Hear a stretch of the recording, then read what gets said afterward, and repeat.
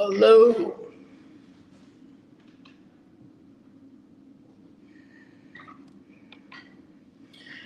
What's up? It's 8 years since my man passed away.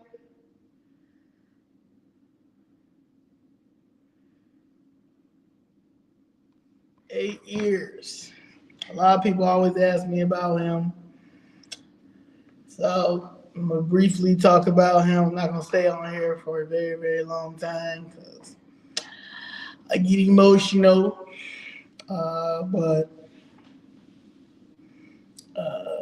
And I also speak about him. I have a podcast, audio podcast called Dick Gregory Taught Me.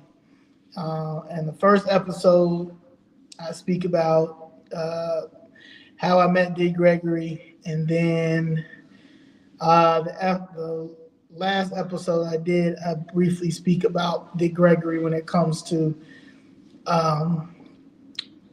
Chicago Flips Red, and do I think that he would approve of what I'm doing.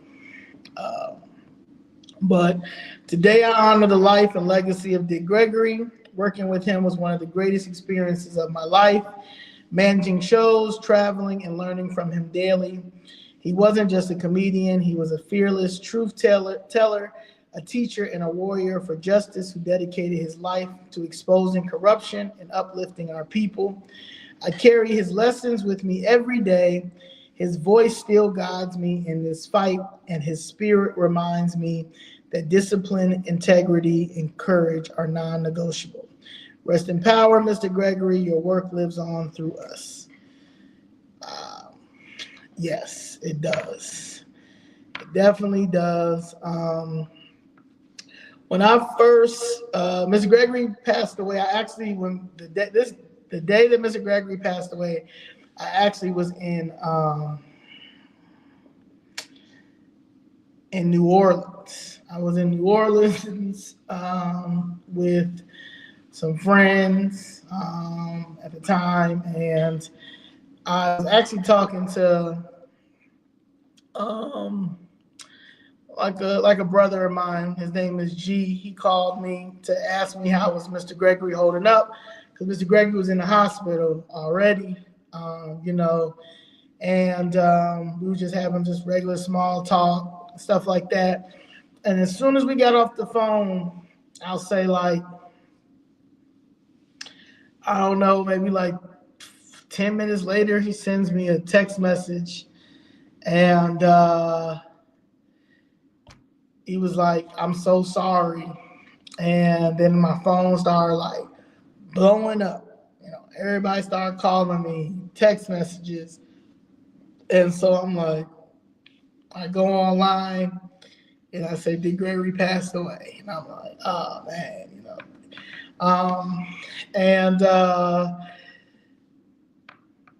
it was bittersweet because,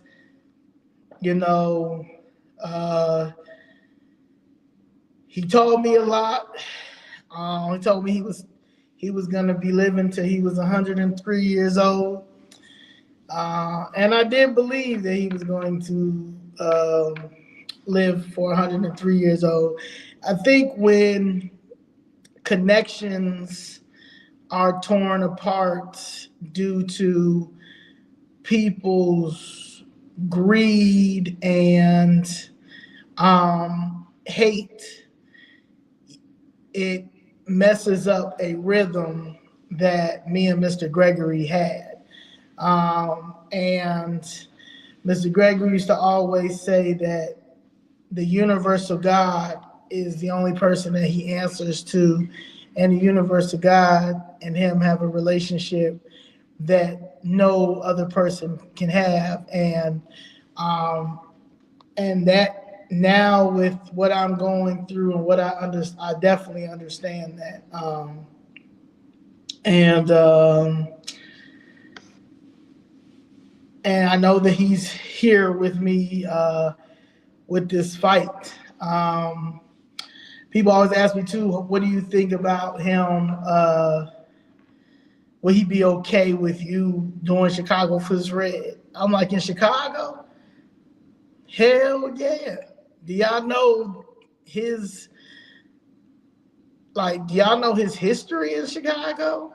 Like, yeah. When I first decided that I was going to protest outside, because protesting, I just, when you look at the movies and when you hear stories, especially with him, talking about it was a movement and how everybody got together and stuff like that, I would think like, this is it. Hell yeah, I'm protesting. Hell yeah, like y'all not gonna do this. Like this is crazy. Y'all not gonna knock down a building and that my mother invested in, and trying to help my godfather keep it because y'all want to take it because y'all have other ideas on what you want to do with it. You understand? You guys on this one side of Halsted, on 79th and Halsted, it's all TIF money over there.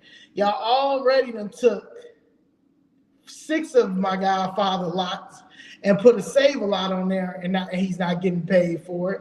Now y'all want to take the 4 lots that the Sandpiper Lounge stood on, and because y'all didn't want to help them fix it or remodel it or rehab it the way that they were intentionally trying to rehab it, or not pay them because you guys want it, because you guys have something else that y'all want to do with it, you guys decide to knock it down and try to do it in the name of, building violations, or that the city owned it, or police powers, or whatever corrupt excuse y'all come up with, because y'all have this machine here built and everybody works together. The city of Chicago lawyers, the politicians, the community leaders, the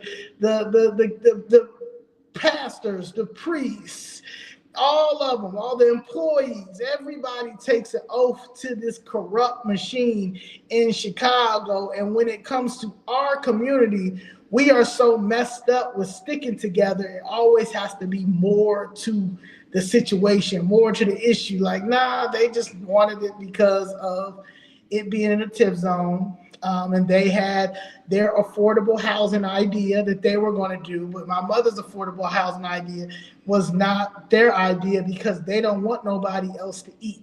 They only can eat only their circle. So I wasn't going to deal with it, because my mother been fighting it since 2017. And while I'm in Atlanta trying to do what I'm trying to do with my career and my business, and make and build my corporation the way I want to build my corporation, y'all have put my mother in the hospital. So I had to move back to Chicago and fight this. So when I was thinking about protesting outside, I thought immediately of Dick Gregory and his history that he had in Chicago. Now, mind you, when I managed Dick Gregory, and I brought Dick Gregory here the first time in 2013 at the Laugh Factory, it sold out.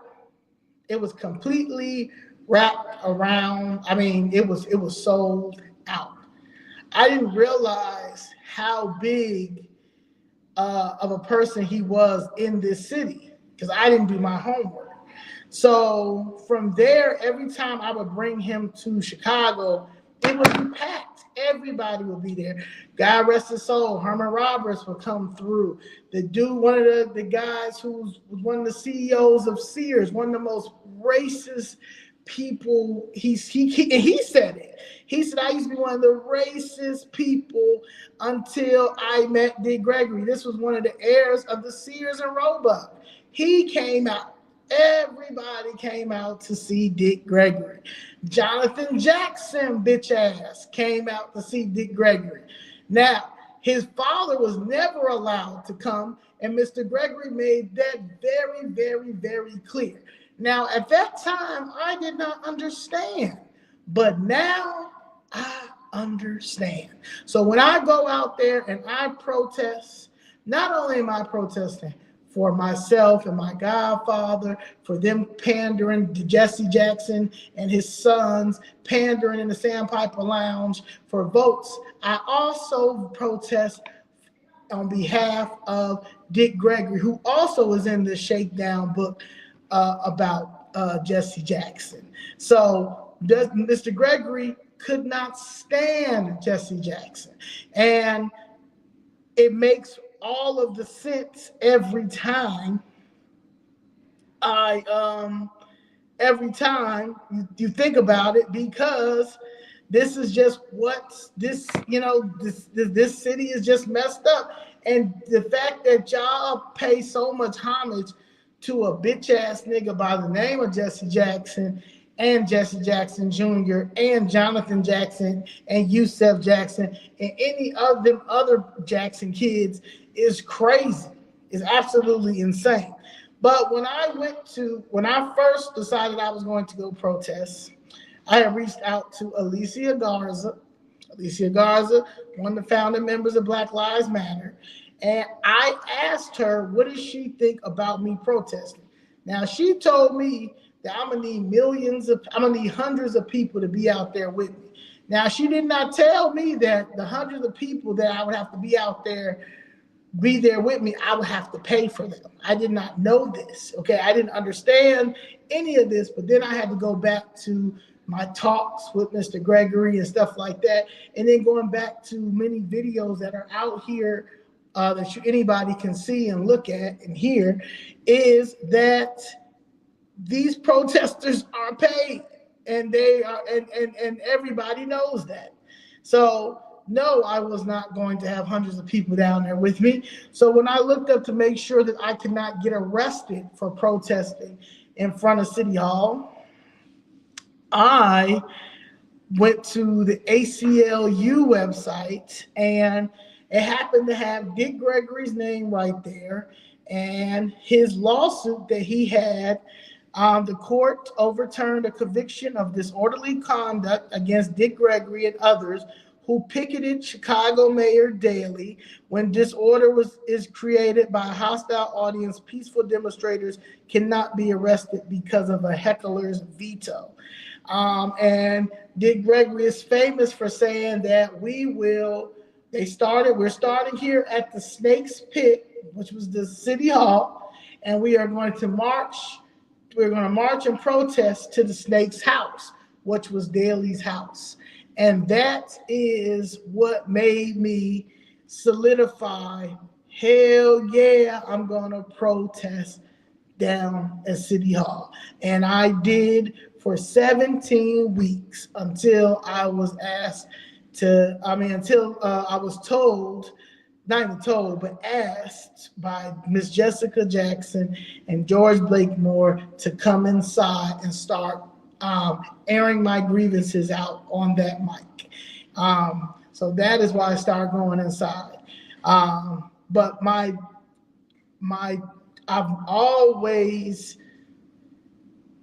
talks with Dick Gregory were always about community.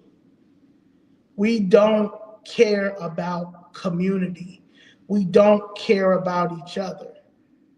All we care about is what we want. And what we want, meaning what I want, right? I want. I'm literally out here fighting for my family. But in all, I'm fighting for everyone. I'm fighting for Dick Gregory. Dick Gregory, because they couldn't kill Dick Gregory, because they wanted to kill Dick Gregory. But they couldn't kill Dick Gregory, so what did they do? They broke Dick Gregory. They made sure that anything that he received, money-wise, that the IRS will take it.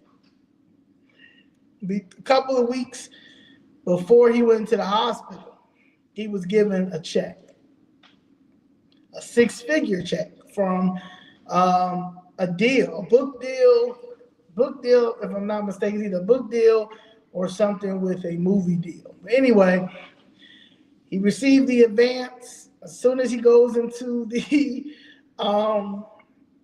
Goes into the bank. They snatch the whole check.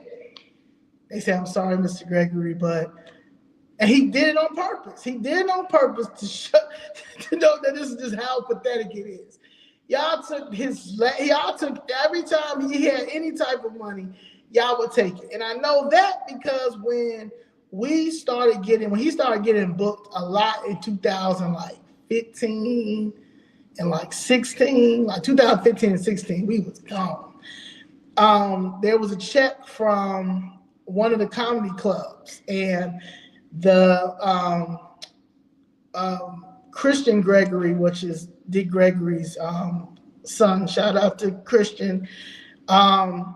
Christian had went and got him a bank account, and so because Mr. Gregory, what we were doing was they would send me the money, and then I would have to go cash it or get a money order, right, and mail the money order to Mr. Gregory because, again, the IRS is taking anything that he's, it was just ridiculous. So, and it was wrong because it wasn't because he owed. You understand? They were doing this because it's like, we're going to teach you. You understand? We're going to teach you, boy. We're going to make you oppressed regardless. Exactly what the situation that was happening with me. The city of Chicago owed my family. The city of Chicago has taken anything and everything. Y'all want us to depend on the government, right? But you take my mother's housing choice voucher. And understand, you guys don't want to settle this case that has a whole bunch of bad faith insurance, and it has fraudulent claims. There's one big RICO. You guys don't want to settle that, but instead y'all will try to send me out cease and desist letters. You understand? To try to scare me for taking stuff down without talking about the case.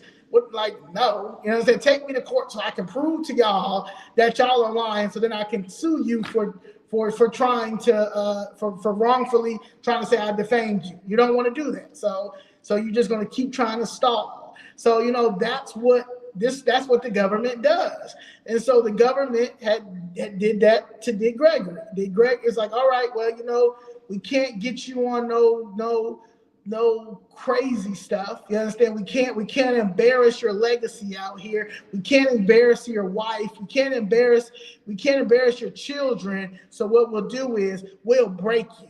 And we'll make sure that anytime you get any type of money that comes in to help you and your family and your grandchildren, your great-grandchildren, and yourself, we'll make sure we snatch it away. So so we had to do it like that, right? So Christian, he was trying to find an easier way. So he was like, okay, you know what? We'll just I'll get Dad a bank account, and let's just let's just see or whatever. So they did it. Money going there. Mr. Gregory calls me one day. Might be good for I don't know, 5 shows. Now, mind you, he's not like a lot of money he's getting either now. So he's getting like $3,000 per show.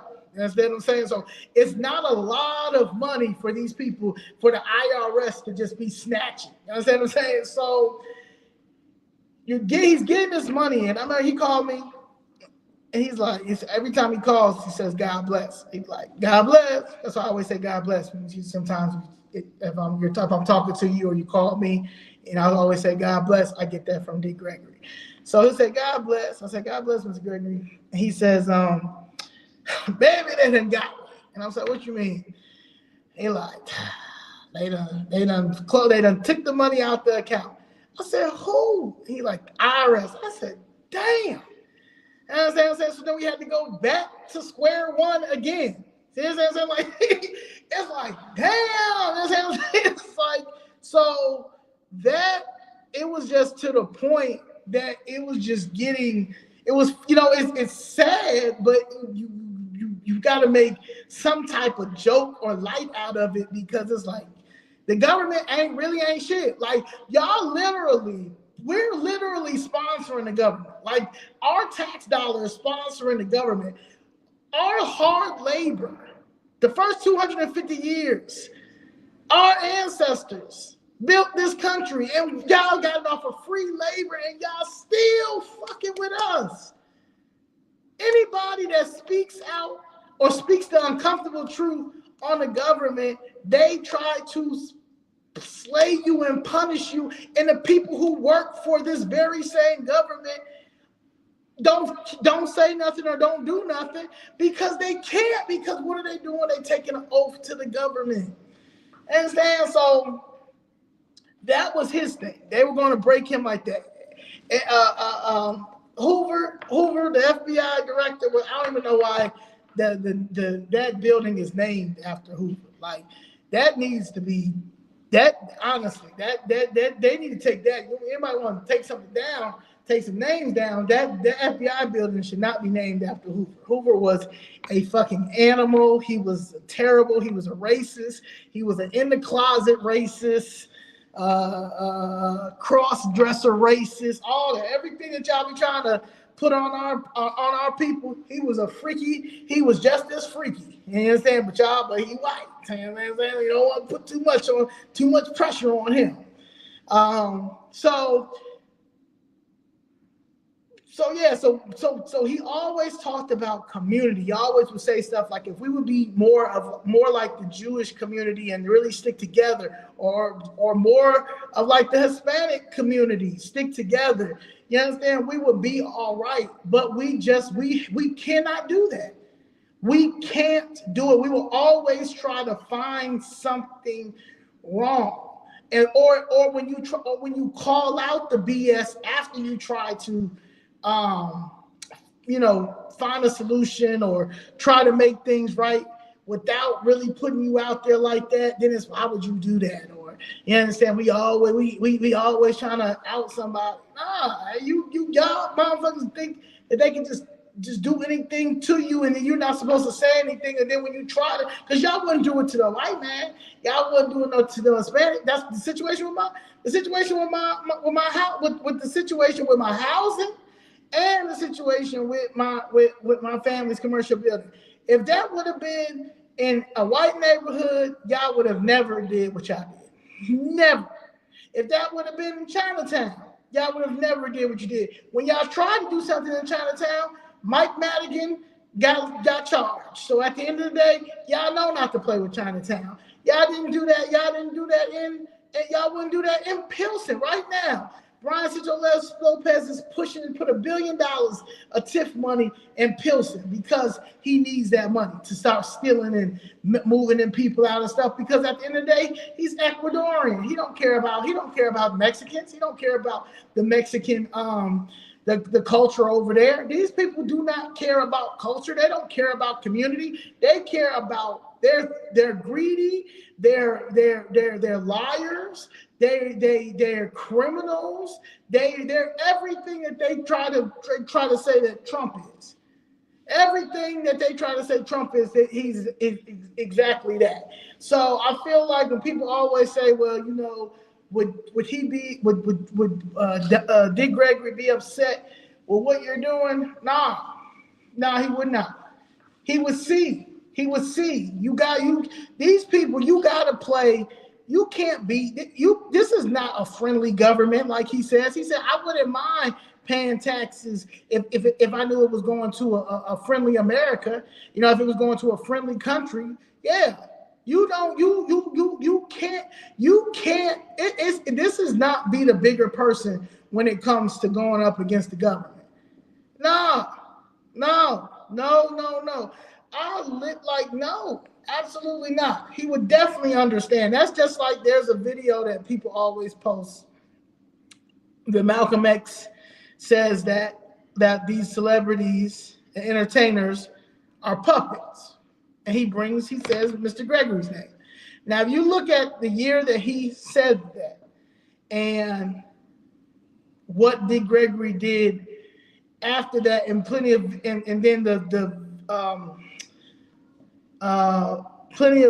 pictures and stuff after that. Mr. Gregory's with him all the time, Malcolm X and stuff like that. If I always say that, I said he did. He put that video out, and then he probably was like, well, damn. Dick Gregory was about that life. You understand? He was about that life. He really is about that life. He is on that. You understand? But at the time, yeah, he was an entertainer. That's what he was. He was a comedian. You understand? He didn't, it's just like me. I had a brand. I had a whole brand called Uncomfortable Truth Lifestyle. I managed Dick Gregory. I wanted to write my own comedy show. That's my thing. I want to get on the stage and really and really showcase my talent of me being funny, especially now with me into politics and knowing what this is. You understand? But I stopped all of that to go against this establishment. That doesn't, I'm nowhere near a puppet. Will never be a puppet. I don't care what, anybody can bring up my past, can bring up whatever they want to bring up about what I did in my past, all that stuff. I don't care. I knew I used to be a savage. Malcolm X used to be a savage. Fred Hampton was like, I felt like that doesn't matter. I'm standing up for what I'm talking about now in the last couple of years, what I've been on and what I've been doing.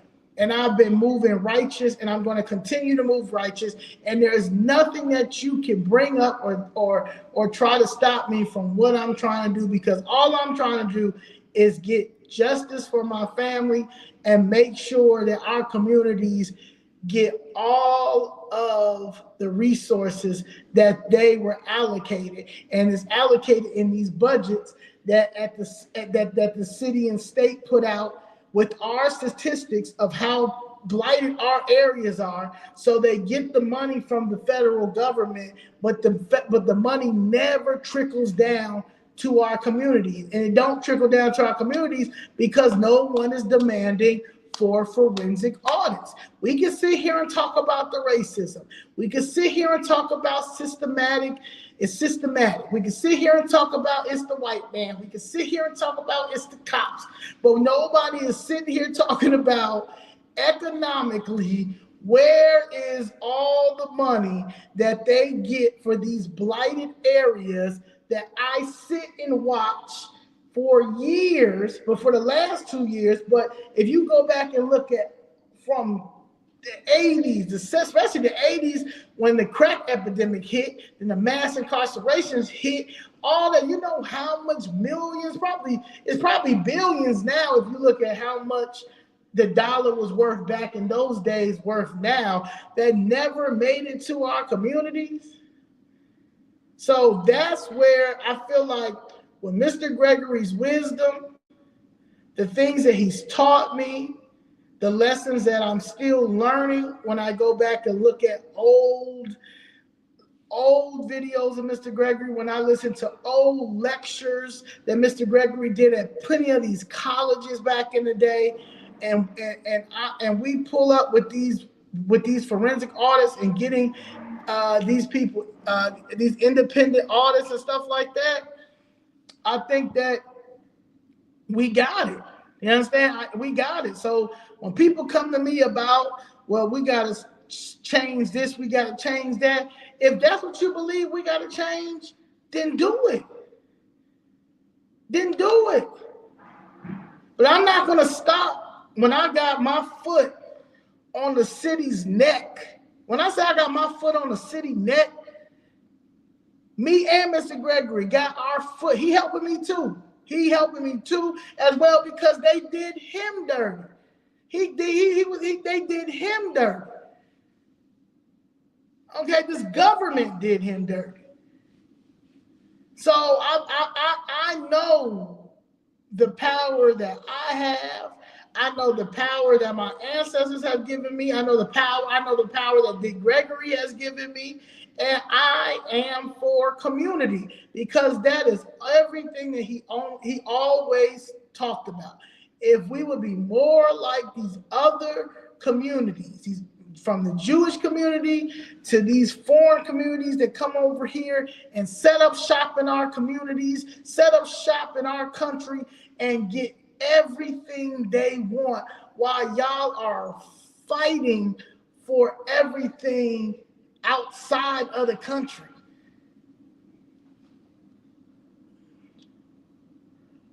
Yeah, just looking hello, guys.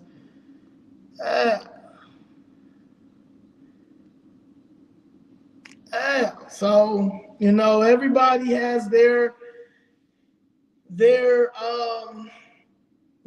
their legend, has their mentor, has a person that they admire and look up to. It's Dick Gregory. Dick Gregory is a person that I will forever love. Mr. Gregory gave me a chance. Let me tell you something.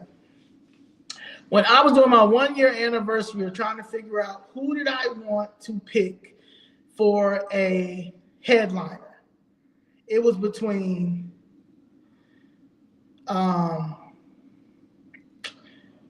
what's the other guy name? I can't even think his name right now, but he's from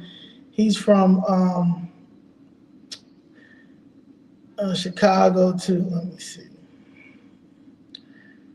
Make sure I got it.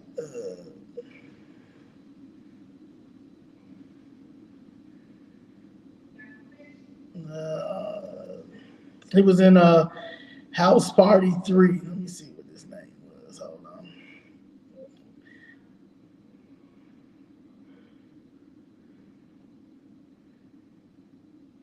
Michael Collier. So it was between Michael Collier. My mother loved Michael Collier. My mother's from Chicago, born and raised. So it was between Michael Collier and Dick Gregory. Michael Collier was too expensive for me. Dick Gregory charged me $1,000. Okay, Dick Gregory charged me $1,000, a first class flight and a hotel. And my mother made sure to put him at the Peninsula Hotel downtown. And he told me I better make sure every motherfucking seat is sold out at the Laugh Factory, and that's that. He gave me a chance with $1,000. $1,000, Dick Gregory. Our relation, $1,000. So I will never, and I've always been like that. Like I will never, ever, ever beat nobody in the head if they need help. I will never beat anybody in the head when I'm at that point that people will like to book me for certain things or bring me out. I will never, ever do that because why? If you ain't got it, but you you need the message to be out there, then yes. Now, am I going to do it all the time? Probably not, because if y'all making crazy ass money off of me, and y'all aren't even having the decency to, when you call me back, you give me a fair amount. Yeah, but the first time, absolutely. He helped me get somewhere in life that I would have never been able to get in life. Let it be somebody else. You understand? He wasn't greedy. He wasn't greedy at all. And that's another thing. You can't be greedy and selfish if you're in this type of world. You understand? When you're trying to help somebody, if you are a community servant, if you are a public servant, you don't have to be this greedy person. That's another issue in our community. So I feel like everybody has a different definition of financially successful or rich, and mine is stability. Right now, I'm uncomfortable because I'm staying somewhere I don't want to stay at because the city won't pay out. Simple. So, and Mr. Gregory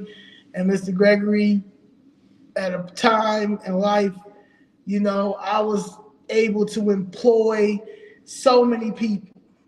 I had an assistant, I had comedians. A lot of comedians that y'all see out here now is because I made sure that they opened up for Dick Gregory. I mean, I could have been selfish and said, nope, I'm only going to do it. I literally never opened up for Dick Gregory. That's the only regret that I have. Only one time I hosted I hosted an event the first time I brought him at Laugh Factory, but I never ever did a set. I let everybody else do a set, all of that stuff. And so, that's the only regret that I have. So, and then it's kind of upsetting to see me out here fighting my fight, and all the people that I did put on them stages and give them that shine of light. They ain't out here fighting with me, which is cool. You know what I'm saying? You live and you learn. It'll never happen again. It'll never happen again. But it is what it is. So yeah. So I met plenty of people with Dick Gregory. I think my favorite person that I met, then God rest his soul, was Shaquille O'Neal's ex-wife's father, Leigh Nelson. Leigh Nelson was a man. He was so sweet. He was so nice. He would call me just on some random, like, you don't understand what you did. You brought Dick back. Man. You don't understand what you did. It's like, and I listen, but like, it would just be cool just to like, or if we be in LA, he'd pull up. He went to a few other places that Mr. Gregory was at. He came to New York. So, it was good. It was good to see that. I remember one time meeting Tom Joyner. Tom Joyner I'm a big fan of Tom Joyner. That's one of the main reasons why I want to keep my audio podcast, because that's what I grew up on. A lot of people grew up like on like watching TV and stuff. My mother controlled the TV. My mother, that's all she does. To this day, she watches a lot of TV. Like that, me and my sisters, we don't watch TV like that because my mother controlled the TV. But radio is what we listen to, or what we had to listen to. Her taking us to school in the morning, or hearing it in the morning while she cooking breakfast, or while we were doing our chores. So meeting Tom Joyner was a pleasure as well. But yeah, I met a lot of people. You understand? By Brian, I met a lot of people. So, but he always was. That was cool. The curse outs were worthy. His stories were great. There are stories that I will never, ever, ever share and tell. I will take them to the grave, because he trusted me that much to tell me those stories that should never be talked about. That should be memories just between me and him, and whoever else he may have shared those same stories with. That's it. So 8 years has been today. I hope that I'm making you proud, Mr. Gregory. There's plenty of times that I will speak with you and talk to you and just ask you to keep guiding me the way that you need to guide me, even if you got to curse me out if I'm going the wrong way or the wrong path. Please keep giving me signs or showing me signs to let me know that I am going right and doing right. Please continue to be up there with my grandparents on both sides, my father, and Rose, she's up there as well. And anyone else that is my angel and guiding me to victory, and to victory for all of us. So I think that's what I can say about Dick Gregory today. And if you want to know more, like I said, I have 2 podcasts. The first one, Dick Gregory Taught Me, it gives it a whole full detail of how I met Mr. Gregory. And then I've got, I think it's like 17 episodes. All of them have bits and pieces of Dick Gregory in there. And then I have my last episode. I do bring up the the part where Dr. Malcolm X talks about the puppet. I even have, you can hear, I went and got the clip of it, so you can hear him saying that, and then my thoughts on that as well. And all hands on deck. Appreciate y'all. Thank y'all for letting me come over here for these good 40 minutes.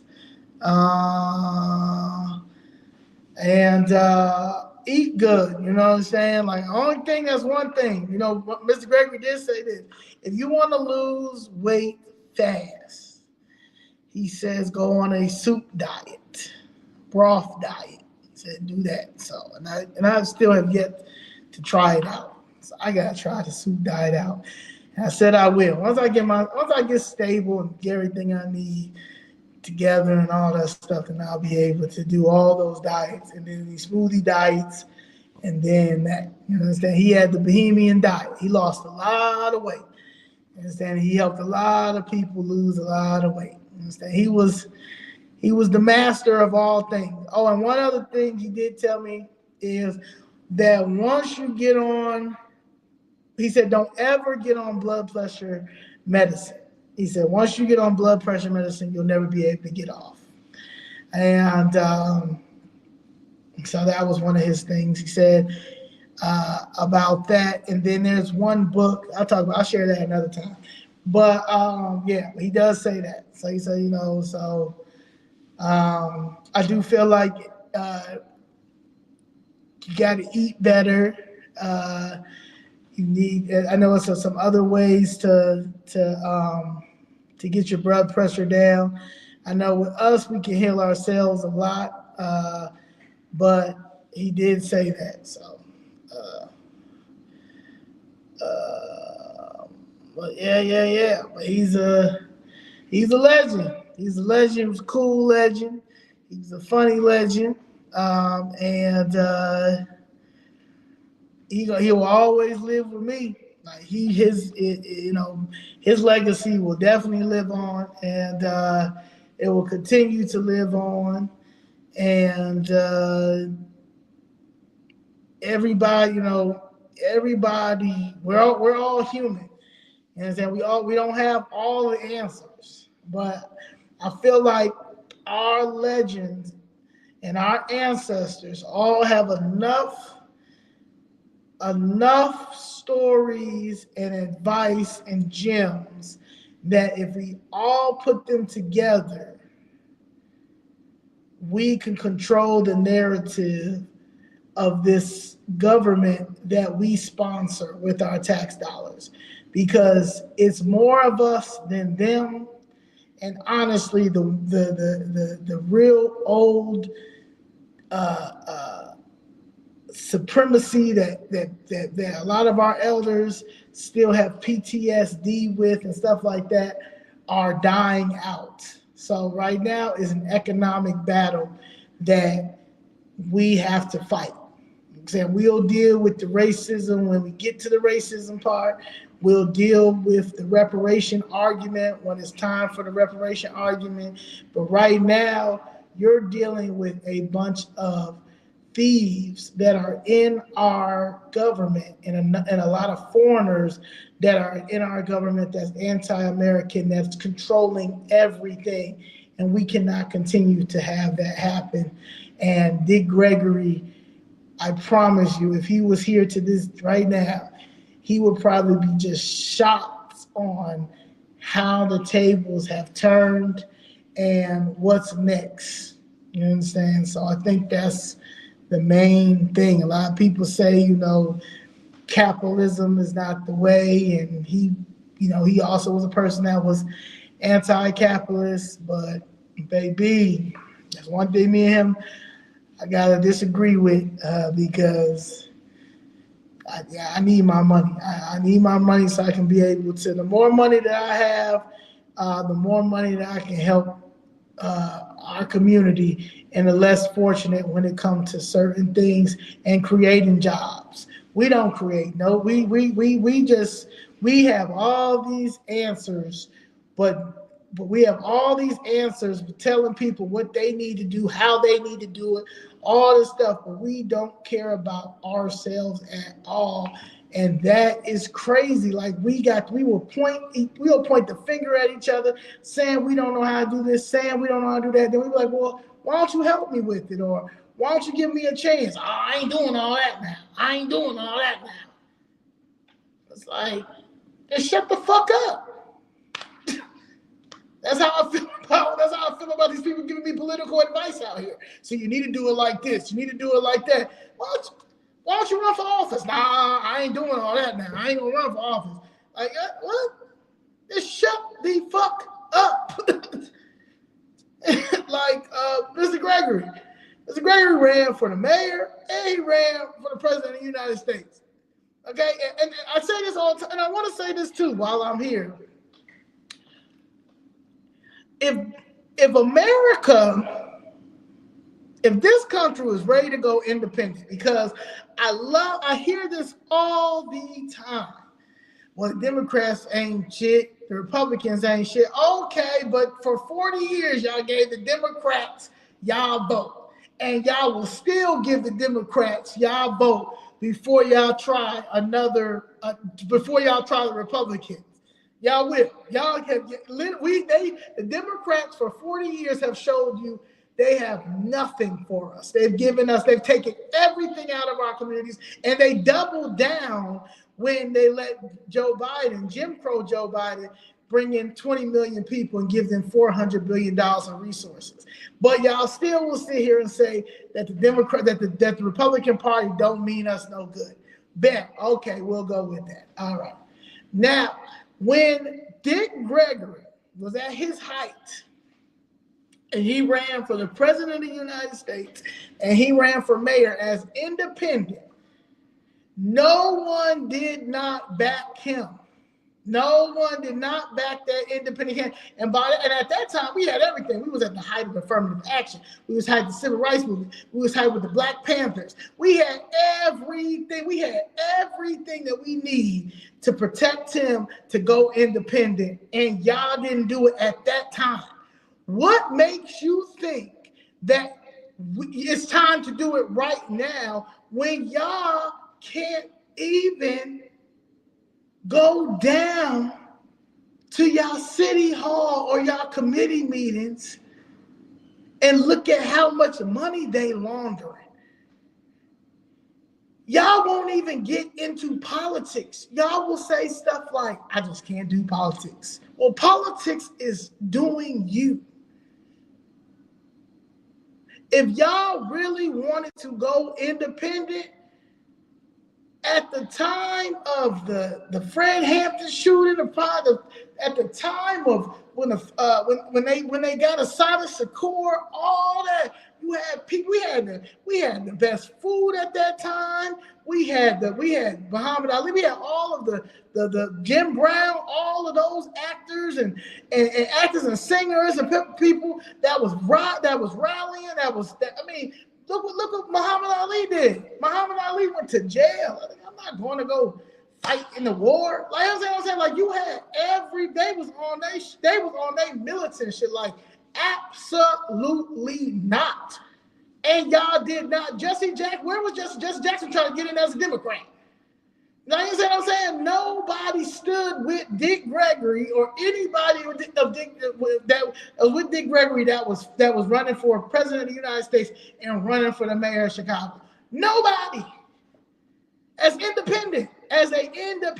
Freedom Party.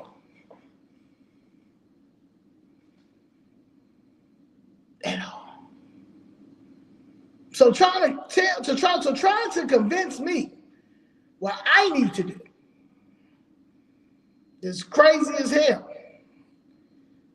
It's crazy as hell because I know exactly what I have. My whole agenda, my whole mission is in my head, and I share it with my core members and what I'm going to do and my supporters. My supporters and my core members know exactly what I'm on and why I'm doing it and the reasons why I'm doing it. It don't have nothing to do with a red or a blue. It has to do with saving the little bit of common sense, the little bit of morals, our children's education, the law and order that needs to be restored, our elders that are being ignored, our housing that's being taken away from us back. And we have enough people from all races, from all ethnicities, from all nations that are for America, that are pro-America, that are not racist, and understand that we have to make sure that the only way that our legacy in this country is going to continue to strive in the way that it's been striving for everybody else but us is if we stick together. It's all hands on deck. And all hands on deck is American first, and you cannot be selfish.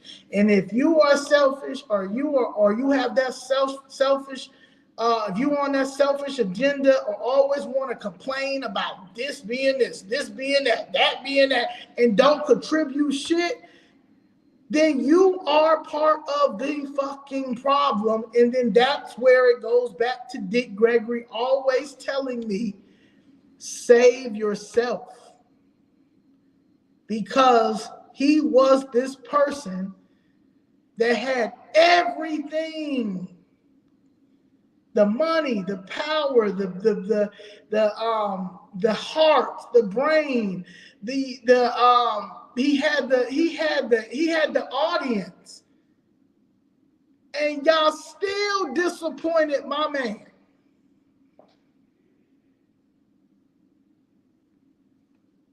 So that's what I'm going to leave y'all with. Hope y'all enjoyed that. I stayed for an hour. Thank you for the people that were paying attention and watched through the whole time. And please like and share. And that's it. Thank you.